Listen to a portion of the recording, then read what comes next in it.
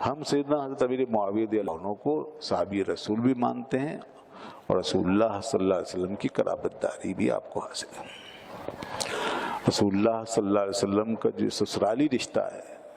اس طرف سے آپ حضور کے قرابت داری میں داخل ہیں، کیونکہ ان کی بہن حضرت ام حبیبہ رضی اللہ عنہ رسول اللہ صلی اللہ علیہ وسلم کی زوجیت میں آئی ہیں، تو اس طرح ایک قرابت داری کا تعلق۔ اس کے علاوہ نسبی طور پر بھی خاندان قریش سے چونکہ ان کا تعلق، اور رسول اللہ صلی اللہ علیہ وسلم کا نسب مبارک بھی قریش سے ہے، لہذا وہاں سے بھی ان کی نسبت ہے،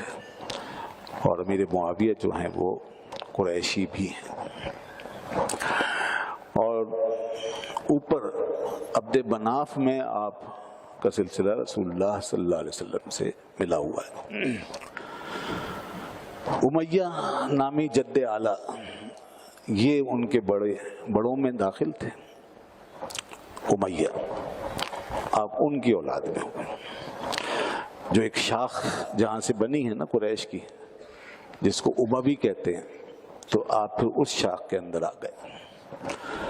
اور دوسری شاخ جس میں پھر رسول اللہ صلی اللہ علیہ وسلم تشریف لائے ہیں وہ بنی ہاشم ہے۔ تو یہ اوپر جہاں سے ڈیوائیڈ ہوا نسب قریش کے شجرے میں، جب یہ دو شاخیں بنی تو ایک شاخ بنی ہاشم اور دوسری بنو امیہ، اور بھی کئی شاخیں ہیں، یہ دو خاندان بہت مشہور ہوئے۔ بنی ہاشم میں اللہ کے محبوب صلی اللہ علیہ وسلم تشریف لائے، اور یقیناً اس سے افضل شاخ دنیا میں کوئی اور نہیں ہو سکتی، جیسا کہ احادیث سے بات ثابت ہے۔ تو بہرحال حضرت امیر معاویہ رضی اللہ عنہ کو قریشی ہونے کی نسبت سے ایک شرف حاصل ہے، کیونکہ قریش کا ایک مقام، غیر قریش پر قریش کو برتری حاصل ہے ایمان کے ساتھ، جیسے غیر بنی ہاشم پر بنی ہاشم کو برتری حاصل ہے ایمان کے ساتھ۔ ایمان کے بغیر تو کسی کے لیے کوئی برتری نہیں، یہاں تک کہ ابو لہب جو سگا چچا ہے اور وہ بنی ہاشم کے اندر ہے اور حضور کا سگا چچا ہے، تو کتنا قریب آ گیا ہے، چچا باپ کی جگہ لے لیتا ہے، مگر اس کے لیے جہنم کے سوا کچھ نہیں۔ اللہ تعالیٰ نے اس کے بارے میں پوری سورت نازل فرما دی، تبت یدا ابی لہب وتب۔ تو نسب اور یہ قرابت بالکل کام نہیں آئی، اتنا قریب آنے کے باوجود ایمان نہیں تھا، اور اگر ایمان ہے تو پھر قرابت چاہے نیچے کی ہو اوپر کی ہو تو اس سے ایک بہرحال شرافت حاصل ہوگی، ایک شرافت اور بزرگی اس سے حاصل ہوگی۔ تو حضرت امیر معاویہ رضی اللہ عنہ کو آپ کے اس قبیلے سے بھی نسبت ہے، یعنی قریش سے۔ پھر اس کے بعد آپ پیدا ہوئے جس گھر میں، وہ کہ وہ گھرانہ اور آپ خود ابتداً تو اسلام نہیں لائے تھے، مگر بعد میں آپ بھی، آپ کے والد بھی، آپ کی والدہ بھی اور آپ کے بھائی بھی، یہ سب اسلام میں داخل ہو گئے۔ آپ کے والد تھے ابو سفیان، ابو سفیان، اور ان کا اصل نام تھا صخر، سواد خارا، صخر بن حرب، یہ ان کا اصل نام تھا۔ ابو سفیان کی کنیت سے مشہور ہیں۔ اور آپ کی والدہ تھیں ہند بنت عتبہ، تو آپ بھی اسلام لے آئیں۔ والد اور والدہ دونوں اسلام لائے، دونوں صحابی ہوئے، خود آپ صحابی رسول بنے، اور آپ کے بھائی بھی، جن کا نام تھا یزید بن ابو سفیان۔ یہ ذہن میں رہے کہ آپ کے بھائی کا نام بھی یزید تھا اور آپ کے بیٹے کا نام بھی یزید تھا، تو وہ یزید یا مراد نہیں ہے جو بیٹا تھا، وہ تو قابل نفرت ہو گیا، قابل مذمت ہو گیا، وہ صحابی نہیں ہے، یزید کو صحابی نہیں کہا گیا، وہ صحابی نہیں بنا، اس نے بعد میں جو کام کیے آپ کے بیٹے نے، وہ کام سارے ظلم و بربریت پہ مبنی تھے، اور خانوادہ رسالت خود کے ساتھ اس نے جو زیادتیاں کی امام علی مقام کے ساتھ، اہل کربلا کے ساتھ، اس سلسلے میں پوری امت کا اس بات کا اتفاق ہے کہ یزید ایک نانجار شخص تھا، اس نے ظلم کیا اور وہ اپنے ظلم کی سزا پائے گا۔ تو بہرحال آپ کے جو بھائی ہیں نا، حضرت امیر معاویہ رضی اللہ عنہ کے بھائی، ان کا نام بھی یزید تھا، اور وہ صحابی تھے، وہ صحابی رسول، بلکہ وہ بڑے زبردست قسم کے سپہ سالار بھی، اور بہت فن حرب سے بڑے واقف، اور انہوں نے بڑی لڑائیاں لڑی، بڑے مار کے سر کیے، کئی مارکوں میں حصہ لیا، اور انہوں نے اسلام کی اور دین متین کی بڑی خدمت انجام دی۔ تو حضرت امیر معاویہ رضی اللہ عنہ اس طرح ایک بنو امیہ سے یہ ایک پورا طبقہ جو ہے آپ کا گھرانہ اسلام میں داخل ہو، گو کہ یہ سب بعد میں اسلام لائے۔ حضرت امیر معاویہ رضی اللہ عنہ کے بارے میں دو باتیں ملتی ہیں، ایک تو یہ کہ وہ بہت بعد میں اسلام لائے، یعنی فتح مکہ کے بعد، فتح مکہ کے بعد، تو بعض روایتوں سے ایسا پتہ چلتا ہے، اور وہ بھی صحیح ہے، لیکن دوسری طرف اس قسم کے شواہد بھی موجود ہیں، اور ان کا اپنا بیان بھی ہے کہ وہ صلح حدیبیہ کے بعد ایمان لے آئے تھے۔ صلح حدیبیہ کے موقع پہ جب صلح حدیبیہ ہوا تھا 6 ہجری میں، اس کو ایمان لے آئے تھے،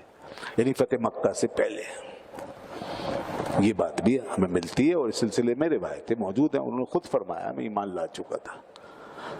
اچھا، اب وہ جو حدیث میں ایک آیا، حضرت سعد بن ابی وقاص رضی اللہ عنہ نے فرمایا کہ ہم جب حج پر گئے تو ہم حج کرتے تھے اور امیر معاویہ اس وقت مسلمان نہیں تھے۔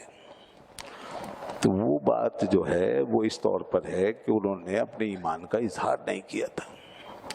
تو بہت سے لوگ یہی سمجھتے تھے کہ ایمان نہیں لائے، تو ان کی بات بھی اپنی جگہ صحیح ہے، جو ان کا علم تھا اس کے مطابق، اور یہ بات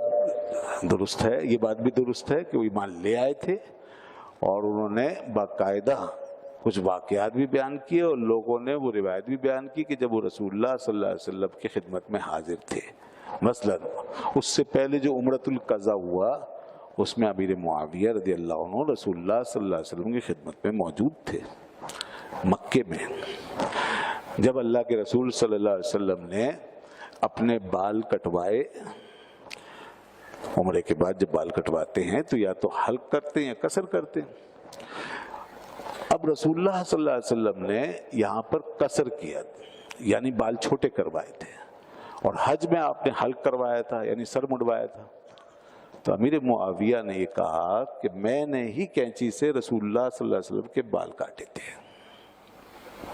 میں نے ہی کاٹے تھے، اور اس وقت بال قصر ہی ہوئے تھے، تو وہ یہی فرما رہے ہیں کہ بال میں نے کاٹے تھے۔ تو جب وہ یہ بات کر رہے تو اس کا مطلب پہلے ایمان لا چکے ہیں۔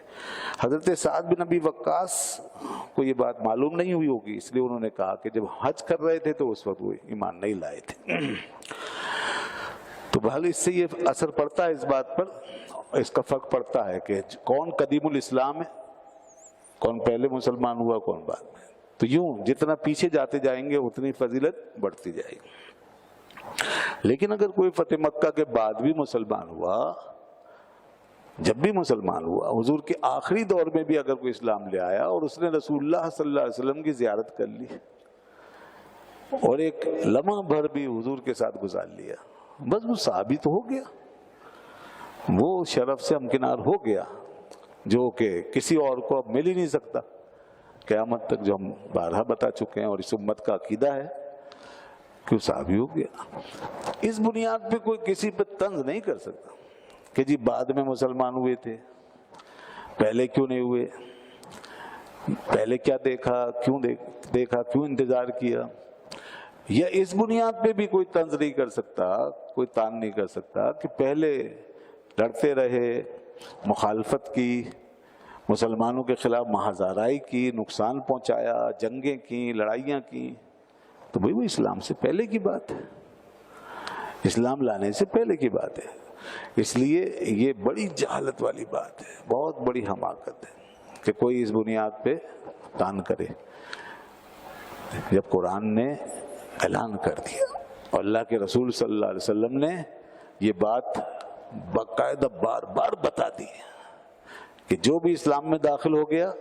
اس کے پچھلے سارے گناہ معاف، جب بھی داخل ہو گیا پچھلا سب معاف، چاہے اس نے کسی کو بھی قتل کر دیا تھا پہلے، چاہے وہ تلوار لے کے پھرتا تھا، چاہے وہ کتنے ہی بڑے سے بڑے جرم کا مخالفت کا ارتکاب کرتا تھا، کوئی فرق نہیں، اب سب ختم، جب اسلام لیا ہے ختم۔